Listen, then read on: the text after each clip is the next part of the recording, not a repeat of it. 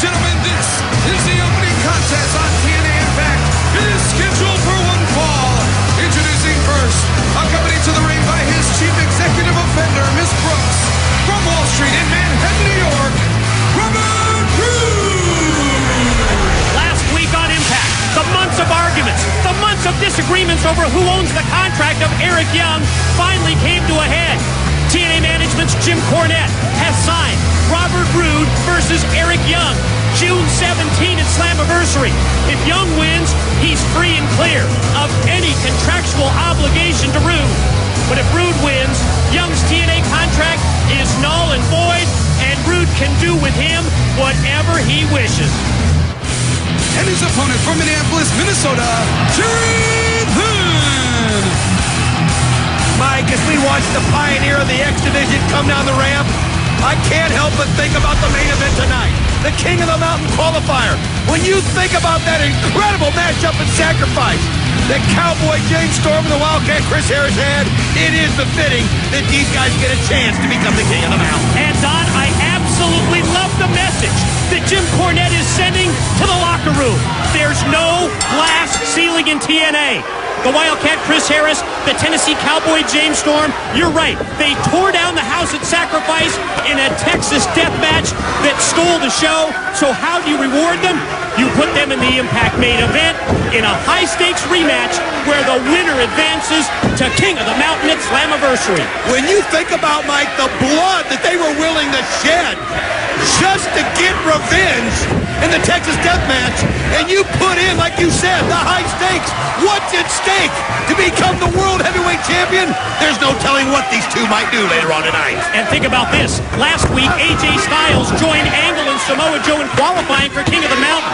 But to me, an equally big story was Christian Cage's favoritism to AJ Styles over Tomko. Well, it was obvious that he didn't want to face Tomko in any way, shape, or form in a King of the Mountain qualifier or in the King of the Mountain match itself at Slammiversary. And I can understand that it's obvious that Tomko wants a title shot, and it seems like he has a little bit more control over the phenomenal AJ Styles. No question about that, and we know that Tomko is PO'd, but we still don't know who Christian's opponent will be next week in the final King of the Mountain qualifier.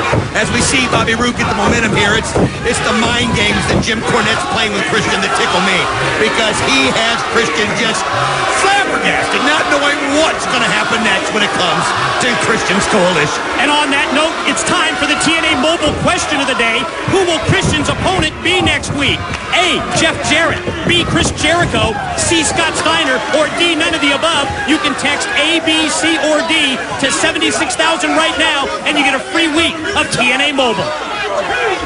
Robert Roode right now, Mike, has gotten total control of Jerry Lynn. As you can see, he's using that power, and he throws him against the rail.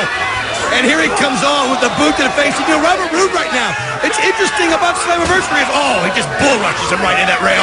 As Eric Young's finally going to get his chance one-on-one with Robert Roode. I mean, this is what he's been waiting for, Don, an opportunity for freedom. And the fans here at the Impact Zone, as we see Roode quickly get into the ring and go for the cover and get a near fall on Jerry Lynn.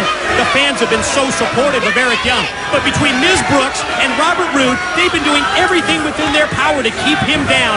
This is his chance for freedom, June 17 at Slammiversary. And you know Robert Roode's got to be disappointed by not being in one of these King of the Mountain qualifiers, and you're wondering if Eric Young can take advantage of that. But right now, it looks like Robert Roode's just taking out that frustration on Jerry Lynn, and he almost got the pin. Well, I guess there's a possibility that Robert Roode could be the opponent for Christian Cage next week. Good point. But think about this. Remember the hints that Jim Cornette told us last week? He said that, Christian, you referred to this man as a punk, someone who is beneath you, someone who's not even in your class. And I know that covers an awful lot of ground and an awful lot of people when it comes to that egomaniac Christian Cage and his opinion on everybody here in TNA. This sold-out standing room only crowd, Mike, is just cheering on Jerry Lynn as he's trying to get some kind of momentum. He's just hitting a wall.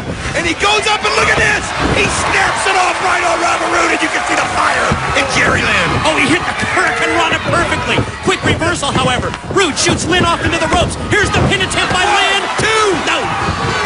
Oh, that's this experience of Jerry Lynn. Beautiful drop kick there as you see Miss Brooks looking on.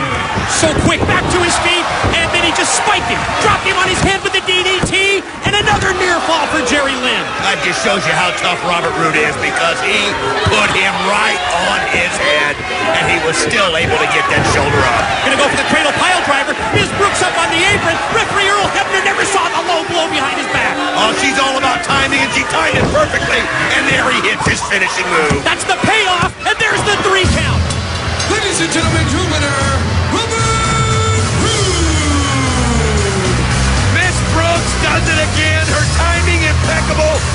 Able to get referee Earl Hebner distracted just in time for Robert Roode to hit the payoff. Bottom line, Robert Roode victorious. And now look at this, post-match, putting the boots to Jerry Lynn at Slammiversary. Robert Roode, you've got Eric Young, and here comes Eric down the ramp with the steel chair. And you can see Robert Roode clear out. He knows after the matchup with Jerry Lynn, the last thing he wants is a fresh Eric Young and the steel chair, but Eric Young just in time. And look at him, he's getting out of the ropes, and he's coming after him with the chair. Oh, and Robert Roode just shoved Miz Brooks, his chief executive offender. He just sacrificed Miz Brooks to Eric Young. Well, listen to this crowd. Here's a chance for Eric Young to get a little revenge right here on Miz Brooks. And do you think he'd do it, Mike? Oh, I love it. You can get your freedom at Slammiversary, but get your payback now, Eric. And look at Jerry Lynn as he gets right in front, blocks away. And Eric Young now has a free shot. What? Jim Cornette. Don't make a move. Do not move. I said there was going to be no men beating up women in TNA, and I mean it. Don't put your hands on that woman. Crowd does not like that at Cornette all. laying down the law. No, wait a minute.